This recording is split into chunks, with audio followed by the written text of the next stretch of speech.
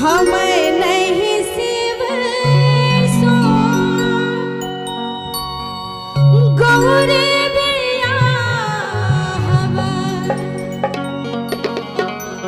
हम नहीं शिव सो गौरी अच्छा आप कनी सब गोटे मीठ मीठ ताली बजाकर मोर गौरी रहती कुमारी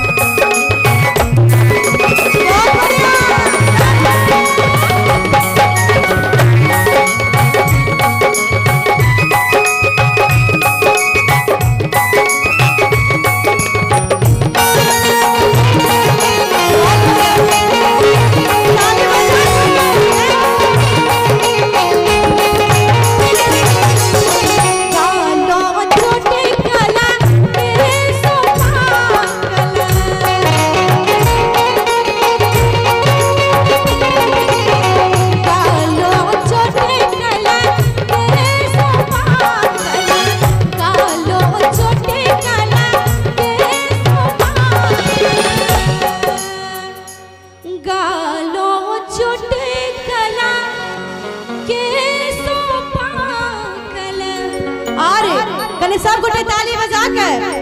पैरों में फाटल बेमाई के माई पैरों में फाटल बेमाई